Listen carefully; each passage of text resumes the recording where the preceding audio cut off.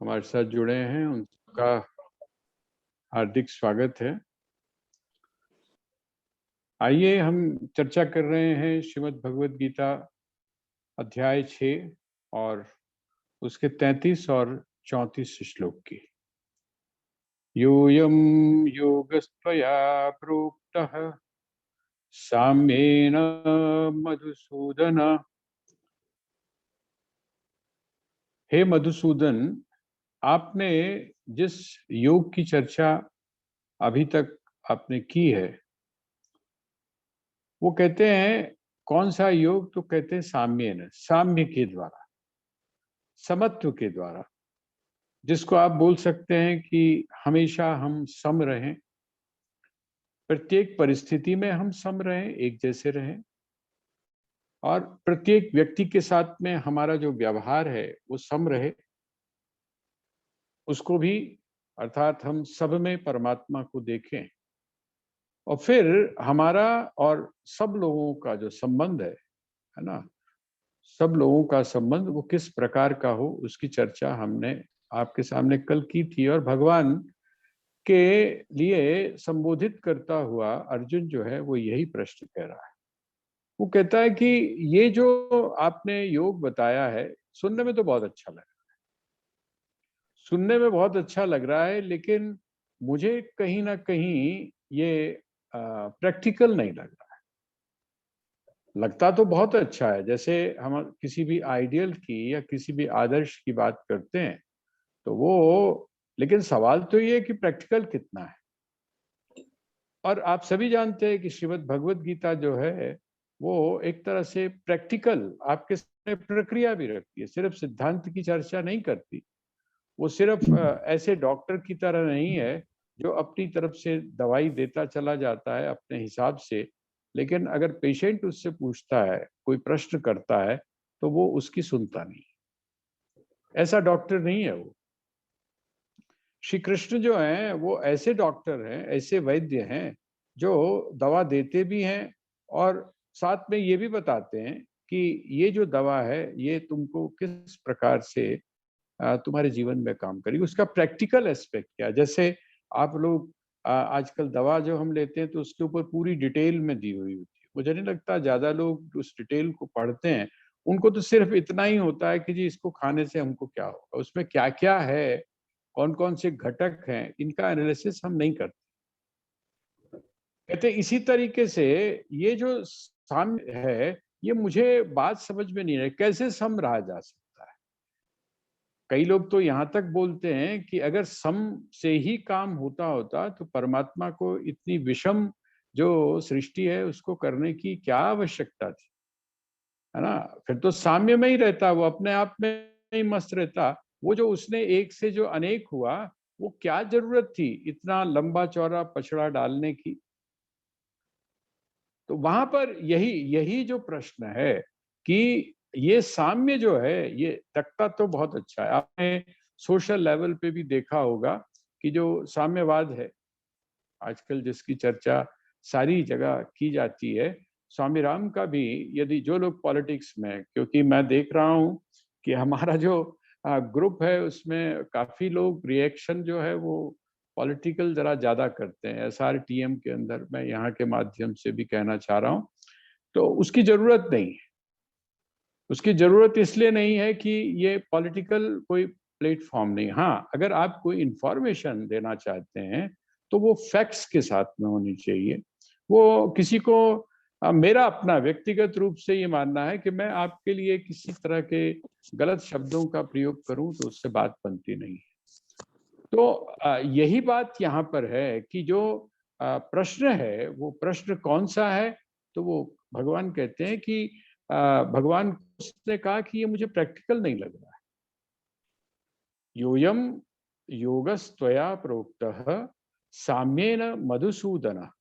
वो कहते हैं क्यों प्रैक्टिकल क्यों नहीं लग रहा, इसलिए प्रैक्टिकल नहीं लग रहा है कि जिसको आप वश में करने की बात कह रहे हैं, आप किसको वश में करने की बात कर रहे हैं। आप उसको वश में करने की बात कह रहे हैं जो वश में होता ही नहीं है।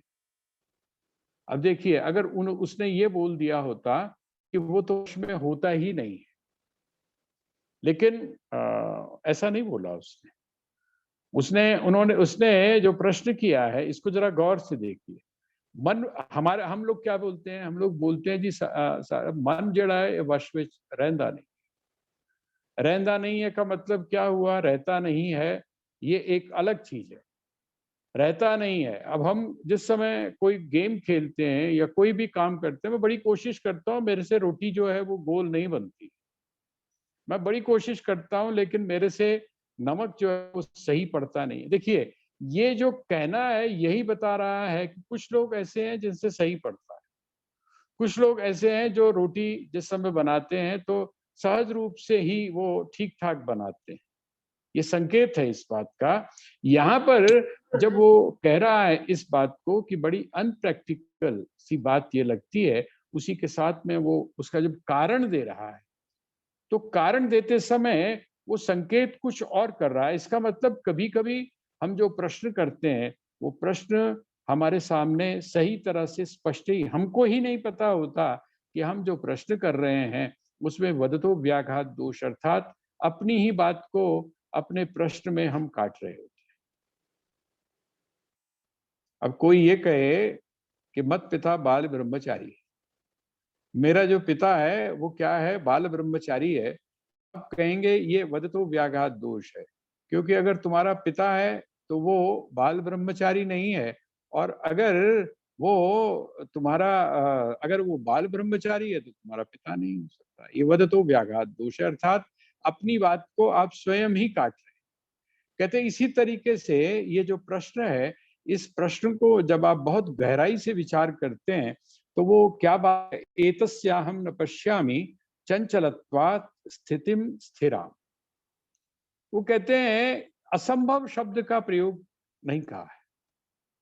यहाँ पर एतस्याहं न पश्यामि चंचलत्वात् स्थितिम स्थिराम, कहते हैं कि ये स्थिर स्थिति में चला जाए, इसमें स्थिरता आ जाए, ये मुझे थोड़ा संभव नहीं लग रहा है। असंभव नहीं है, ये मुझको संभव नहीं लग रहा है। क्यों संभव नहीं लग रहा है? क्योंकि चंचल है। क्योंकि ये चंचल है। चंचल होने के कारण, चंचल होना इसका स्वभाव है, इसलिए मुझको ऐसा नहीं लग रहा है कि इसकी चंचलता को समाप्त किया जा सके। देखिए, जो चीज चंचल है, वो जो चीज चंचल है, वो स्थिर भी तो हो सकती है। आप द्वंद्व का ध्यान करिएगा। जिस समय हमने द्वंद्व शब्दों के बारे में हमने विचार किया था, तो हम जब ये कहते हैं कि ये अंधेरा है, क्योंकि यहाँ पर प्रकाश का अभाव है, इसलिए यहाँ पर अंधेरा है। इसका मतलब क्या हुआ? हम ये बता रहे हैं कि अगर प्रकाश आ जाए तो ये अंधेरा भी समाप्त हो सकता है। इसका मतलब कोई ना कोई युक्ति, कोई ना कोई तरीका ऐसा होगा जिससे कि इसका जो स्वभाव जिसको आप कह रहे हैं, ये स्वभाव जो चंचलता का स्वभाव है, ये चंचलता का स्वभाव स्थिर हो सके। इनडायरेक्टली जो अर्जुन प्रश्न पूछना चाह रहा है, वो प्रश्न अगर हम थोड़ा सा उसको मोल्ड करके देखें, उसको अपने तरीके से, हम ये कह सकते हैं कि अर्जुन भगवान से ये कह रहा है कि मैंने अभी तक जो समझा है वो ये है कि जो मन है ये बड़ा चंचल, मन बड़ा चंचल है। मैंने जो समझा है अभी तक, लेकिन आप कह रहे हैं कि इसको स्थिर करो, इसका मतलब आप इसको स्थिर करने का तरीका जानते होंगे। मुझे तो ऐसा लगता है कि इसका स्वभाव ऐसा है, लेकिन आप जब इस बात को कह रहे हैं, इसका मतलब कोई जरूरी नहीं कि जिसको मैं जानता हूं वही सत्य हो। जब आप इस बात को कह रहे हैं कि इसको स्थिर करो, तो आप मुझको तरीका बताइए, वो कौन सा तरीका है? हम लोग इसको क्या मान ले, हम लोग भी जब ये प्रश्न पूछते हैं, हम लोग जब इस प्रकार का प्रश्न पूछते हैं कि हमारा मन नहीं लगता, बस आप पहले दिन बैठे, दूसरे दिन बैठे, तीसरे दिन बैठे, और आपने क्या निर्णय ले लिया? मन नहीं लग रहा है। कितने दिन आपने टाइम दिया? 3 दिन। और उस 3 दिन के अंदर भी कितना समय आपने दिया? आप बैठे, मुश्किल से 5 मिनट आप बैठे और आपने तो कहते हैं, इसका मतलब क्या हुआ? आपने उस प्रक्रिया को सही प्रकार से नहीं समझा, जिससे कि इसकी चंचलता को समाप्त किया जा सकता है।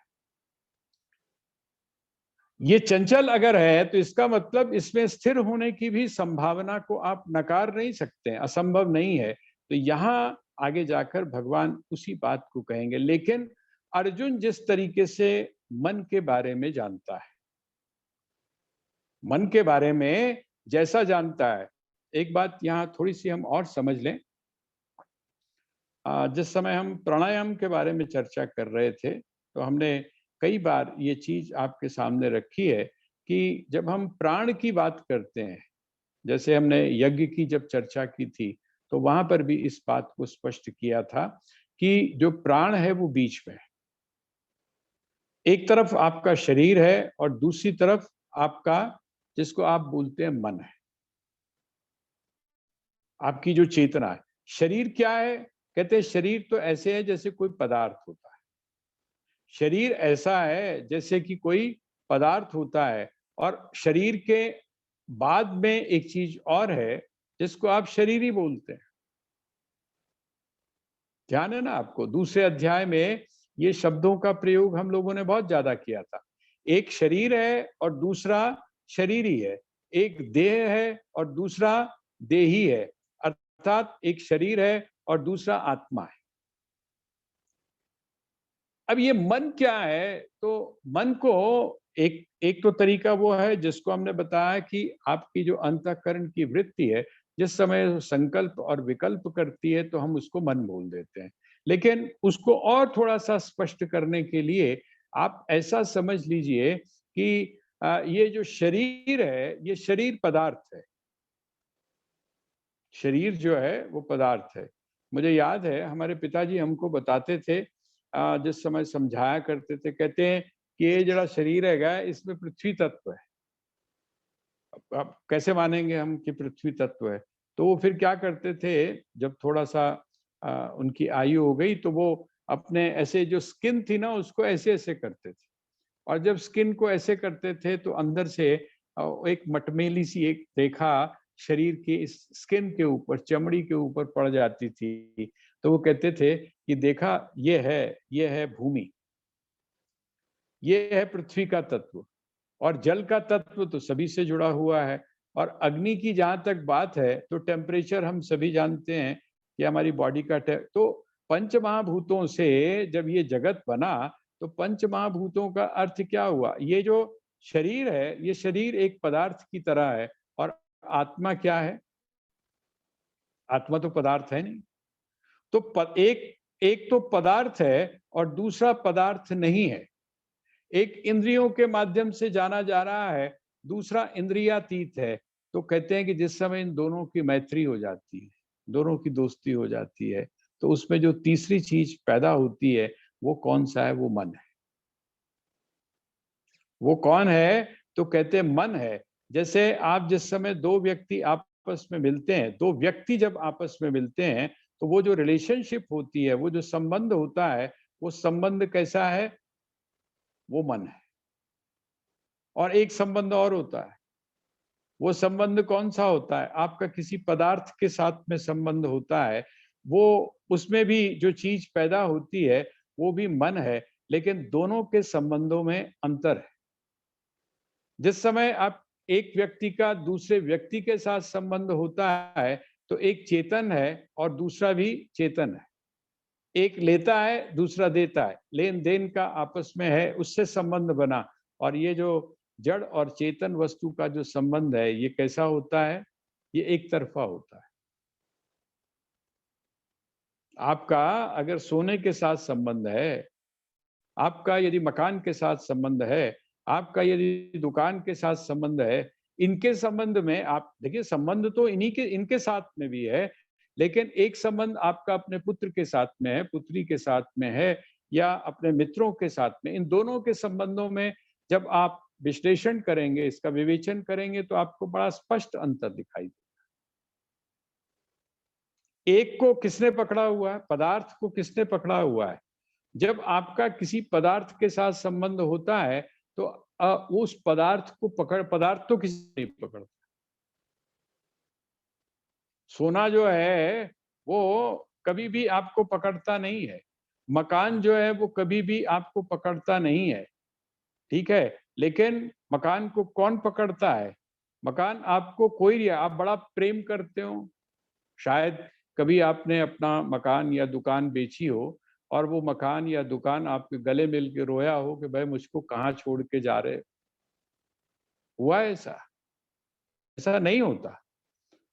उसके अंदर किसी भी प्रकार की कोई पदार्थ है ना, उसमें किसी भी प्रकार की उस तरह की संवेदना नहीं है। लेकिन यही जो संबंध है जिस समय आप किसी व्यक्ति के साथ करते हो, तो ये जो रिलेशनशिप है शरीर की और आत्मा की, जो रिलेशनशिप है, इसके बीच में जो खड़ा हुआ है वो कौन है? वो है मन।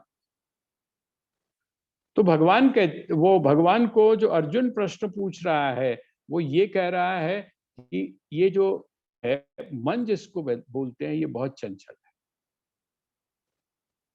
क्योंकि मन इसलिए चंचल है, मन की चंचलता का कारण क्या है? कि वो जो एक रिलेशनशिप है, जो उसका आत्मा का और जो जड़ वस्तु का, जिसको आप पदार्थ बोलते हैं, उनका जो संबंध है, उस संबंध में ये जो चंचलता है, ये स्वाभाविक है आनी। संबंध जहाँ पर भी होगा, वहाँ पर चंचलता आनी स्वाभाविक है। तो ये चंचल इसका स्वभाव इसलिए है। तो कहते हैं चंचलम ही मन कृष्ण प्रमाथि बलवदृढ़ तस्याहम निग्रहम वन्ये वायोरिव सुदुष्करम। अगला जो श्लोक है, पहले में उसने कह दिया कि मुझे ये नहीं समझ में आ रहा है, मुझे ये दिखाई नहीं देता है कि ये जो चंचल स्वभाव वाला जो मन है, ये क्या है? ये स्थितिम स्थिराम, इसको मैं स्थिर कर सकता हूँ। कहते क्यों? कहते हैं चंचलम ही मन कृष्ण। हे श्री कृष्ण, ये जो मन है ये बड़ा क्या है? चंचल है, प्रमाथी। ये उसने विशेषण बताया। एक तो चंचलता, एक प्रमाथी। प्रमाथी का मतलब होता है मथने वाला। मथने वाले का आपने देखा होगा ना, आजकल जैसे आप जो दही दही को या मलाई को जिस समय आप मथते हैं, तो आप जरा गौर से देखिएगा, अगर वो शीशे का हो और ट्रांसपेरेंट हो, तो जिस समय मथा जाता है तो वो मधानी जब घूमती है अंदर, चाहे वो पुराने टाइप की हो चाहे मशीन की हो, लेकिन जब वो मधानी जो है वो घूमती है, उस समय जरा दही के रूप को या मलाई के रूप को आप देखिएगा, उसकी क्या उस समय हालत होती है। उसका एक एक जो पार्टिकल होता है वो ब्रेक होता है ना? वो जो उसका उसका जो घनीभूत रूप होता है वो सारा टूट जाता है, और जब टूट जाता है तभी हम लोग बोलते हैं कि उसमें से मक्खन निकला। लेकिन प्रमाथी का मतलब होता है उस प्रकार का प्रमथन। प्रमथन जिसको बोलते हैं, मथना। ये जो मन है ये चंचल भी है, और चंचल होने के साथ उन्होंने बहुत सारी उसके विशेषण दो तीन और बताए। प्रमाथी, एक तो बिल्कुल आपको हिला देता है। ये जो मन है, ये मन आपके भीतर ऐसी हलचल पैदा करता है कि आपको कुछ समझ में नहीं आता। आपका जो व्यक्तित्व है वो एक तरह से विखंडित हो जाता है, टूट जाता है, बिखर जाता है। प्रमाथी बलवत। बल का अर्थ क्या है? उसका जो वेग है वो इतना भयंकर होता है। आपने कभी चक्रवात अभी आजकल तो आपने अभी पीछे देखे होंगे, वो जो चक्रवात है, वो जो चक्रवात है उसकी गति कितनी तेज होती है, संभलने का मौका नहीं देती। कहते इसी तरीके से ये चंचल भी है और आपको मथता भी है, और साथ ही इसका वेग इतना भयंकर होता है, जिसको हमारे यहाँ साइकोलॉजी में, मनोविज्ञान में संवेग कहा गया। उसका नाम ही संवेग। संवेग का अर्थ क्या होता है? सम्यक रूप से वेग। वो जैसे आपने जिस समय आप सुंदरकांड पढ़ते हो, मैं इसलिए उसके एग्जाम्पल आपको देता हूँ क्योंकि आप लोग शायद हर मंगलवार को और हर शनिवार को उसका पाठ करते होंगे काफी लोग, तो वो आपके काफी नियरेस्ट। वो कहते हैं जब हनुमान जी की जो पूंछ थी उसके ऊपर आग लगाई, हनुमान जी की पूंछ पर जब आग लगाई गई, तो वहां पर वर्णन आता है, जब आग लग गई, आग जब लग गई। अच्छा, अग्नि तत्व किसका है? अग्नि जो तत्व है, वो अग्नि तत्व किसका है? सूर्यवंश कौन सा है? सूर्यवंश जो है, सूर्यवंश तो भगवान राम का है ना। तो वो जो सूर्यवंश है अर्थात सूर्य का वो जो अग्नि तत्व है, वो अग्नि तत्व जब लगा तो उसका काम करने के लिए, उसकी सहायता करने के लिए कौन आए? श्री राम की सहायता करने के लिए या श्री राम का काम करने के लिए कौन आए? तो कहते हैं हनुमान जी आए। और जब हनुमान जी कौन है? तो कहते हैं वायुपुत्र है, मारुत है ना, मारुत, उसको मारुति भी बोलते हैं। तो मारुत आए। कहते हैं कि जब वहां पर वह जो सूर्यवंश में उत्पन्न जो श्री राम है, उनके लिए जब मारुत आए, तो यहाँ पर जिस समय उनकी पूंछ के ऊपर आग लगाई गई, तो उनके जो पिताजी थे, उन्होंने सोचा कि जब मेरा पुत्र यहाँ पर राम का काम करने के लिए आया है, तो मैं क्या करूं? मैं भी इसके पीठ के ऊपर हाथ रखता हूं। मैं इसकी इंटेंशन को समझ गया हूं कि ये क्या चाहता है ना? तो इसकी मदद करनी चाहिए। तो वहां पर वर्णन आता है, मरुत चले 49, मरुत चले 49, 49 तरह की जो वायु हैं, वो सारी की सारी मिलकर चली और अट्टहास कर गर्जा कपी, बढ़ी कर लाग आकाश। कहते जब उनको ये लगा हनुमान जी को कि अरे मैं अकेला नहीं हूं, मेरे पिताजी भी मेरे साथ में हैं, तो बस फिर तो क्या है, बाप बेटे दोनों ने मिलके क्या किया, उस लंका को फूंक मारा। ठीक है ना? यहाँ पर भी क्या है, यहाँ पर भी यही बात है। वो कहते हैं कि वायु की तरह, वायु की तरह है। वो क्या है, उस वो हमारे जो संवेग है, मन के जो संवेग हैं, आप नोट कर लीजिएगा। कभी आपका पाला अगर गुस्से से पड़ा हो, वैसे तो आजकल बहुत कम लोगों को गुस्सा आता है ना? और मुझे लगता है कि आप लोगों को तो नहीं आता होगा, बड़ी अच्छी बात है, ना आए तो।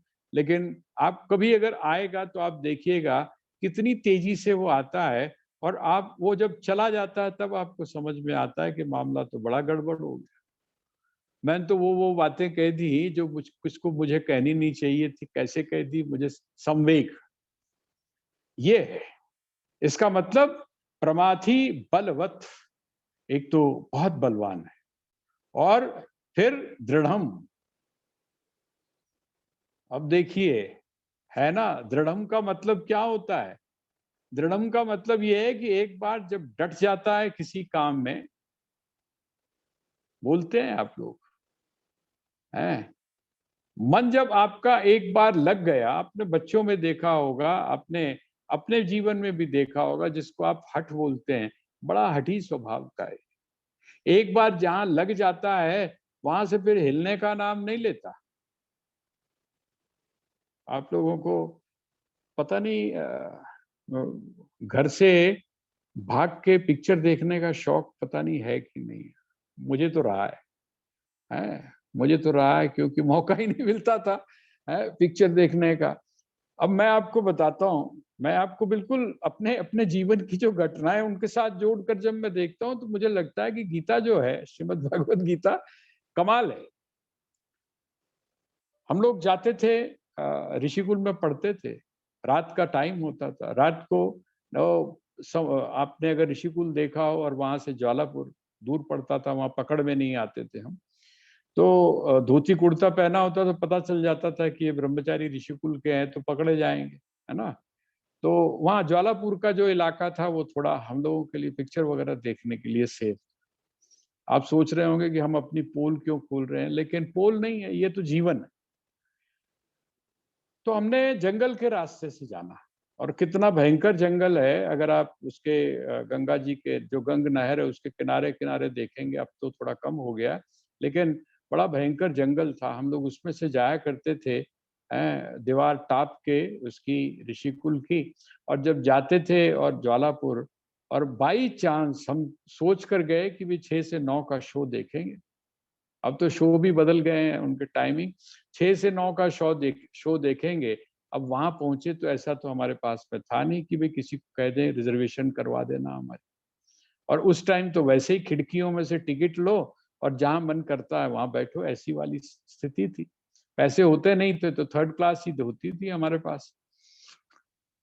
अब हम वहां पर पहुंचे, पता चला कि सब हो गया है, लेकिन मन इतना हठी था कि यार भाग तो आई है, कोई बात नहीं, 3 घंटे बैठकर बाहर, हॉल के बाहर हम इंतजार करते थे कि कब ये 6 से 9 का शो खत्म हो और कब हम वो जो 9 के बाद का, 9 से 12 का जो शो है वो बिना देखे हम जाएंगे। 3 घंटे हम वहीं पर बाहर बैठे हैं और इंतजार कर रहे हैं कि कब शो की वो जो घंटी बजती थी वो घंटी बजे और उससे पहले ही लाइन में लग जाओ। और सारे लग जाते थे हम लाइन में, अगर 4-5 गए हुए हैं कि शायद कहीं से ऐसा ना हो कि एक को धक्का मार के कोई निकाल दे तो कम से कम दूसरा तो ले ले। दृढ़म, आपका मन जब एक चीज के ऊपर अड़ जाता है तो कभी-कभी बड़ा गजब। और ये जो चीज है ये मुझे दिखाई दी। आपके मन में अगर कोई चीज आ गई है, घुस गई है कोई चीज, तो आपका जो मन है वो जब तक उसको करवा नहीं लेता है तब तक वो बाज नहीं आता। देखिए ये इसका एक नेगेटिव साइड भी है, लेकिन इनडायरेक्टली आपको ये संकेत दे दिया कि ऐसी बात नहीं है। ये जो मन है ये दृढ़ भी होता है, इसमें संवेग भी है। ये जितनी भी चीजें हैं ये सारी की सारी अगर थोड़ी सी इसको ट्विस्ट दिया जाए, थोड़ा सा ट्विस्ट दिया जाए, तो ये हमारे लिए मन जो है वो बहुत उपयोगी भी हो सकता है। मन की जो ऊर्जा है चंचल है, चंचलता है। चंचलता किसमें होती है? जिसमें ऊर्जा हो। बच्चे आपके बहुत चंचल होते हैं। बच्चे जो हैं आजकल बहुत चंचल हैं। और हमारे यहाँ एक बुजुर्ग लोग एक कहावत कहते हैं कि बच्चा तो बंदर, बंदर का बच्चा और आदमी का बच्चा अगर चुप करके बैठा हुआ है, अर्थात उसमें चंचलता अगर नहीं है, तो इसका मतलब समझ लीजिएगा कि उसकी तबीयत ठीक नहीं है। ऊर्जा उसमें, ऊर्जा सहज रूप से होगी। तो वह जो मन की चंचलता है, भगवान आगे जाके बताएंगे कि नहीं ऐसी बात नहीं है अर्जुन, ये जो तू मानकर चल रहा है ठीक है, ये तेरी मान्यता है, ये तेरी मान्यता है।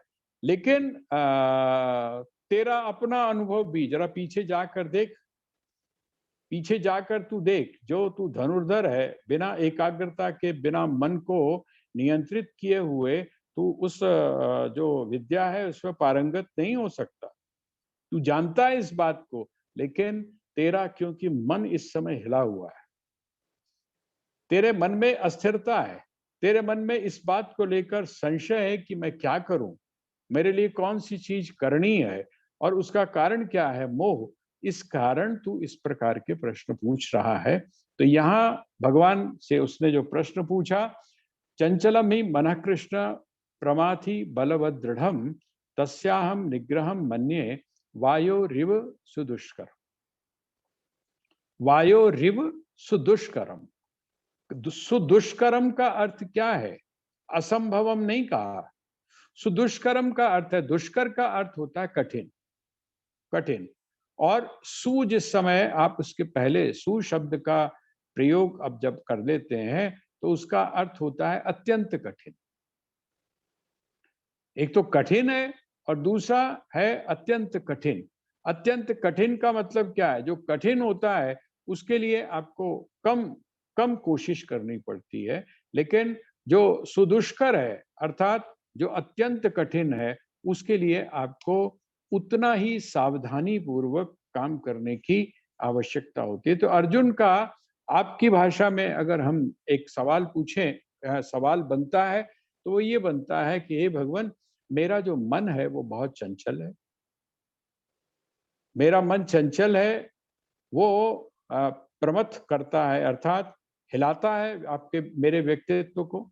उसका स्वभाव इस प्रकार का है, बहुत बलवान है, बहुत बलवान है। और उसके साथ में दृढ़म, बहुत अड़ियल है। अगर अड़ जाए किसी बात के ऊपर, तो हमने बहुत सारी बातें सुनी हुई हैं, अलग अलग तरह के हठ होते हैं। स्त्रिया हठ होता है, बाल हठ होता है, राज हठ होता है, यति हठ होता है, लेकिन एक मन का हठ भी होता है। मन जब अपनी बात पर आ जाता है तो वो अपनी जगह से हिलता नहीं है। कहते हैं वो बिल्कुल ऐसे ही है, उसको नियंत्रित करना जैसे कि वायु को नियंत्रित करना। तो एक जगह वो बता रहे थे कह रहे थे कि देखिए वायु रिव सुदुष्करम, रूपक दिया गया है कि वायु की तरह दुष्कर है, लेकिन आप सभी जानते हैं कि जो गैसेस हैं या वायु जो है इसको किस तरीके से पहले लिक्विड फॉर्म में बनाया जाता है और उसके बाद में इसको कंट्रोल भी कर लिया जाता है। इसी तरह से ये जो परिवर्तन है पदार्थों में जो परिवर्तन है, जैसे कि जो जल है, जल की 3 स्थितियां हैं। एक तो जल की स्थिति कौन सी है? बर्फ की। एक बर्फ की स्थिति है।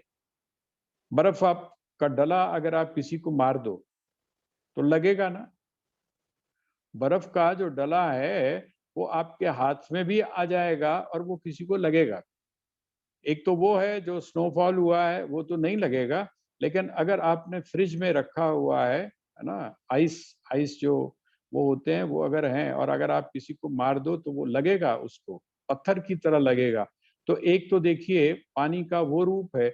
दूसरा पानी का रूप कौन सा है? वो पानी वाला ही है, जिसको हम पानी बोलते हैं, वो भी दूसरों को लगेगा। आपने देखा होगा कि जिस समय ये सब आंदोलन होते हैं तो पानी की बड़ी भयंकर तेज बौछार की जाती है। और एक उसकी फॉर्म और है जिसको हम बोलते हैं भाप।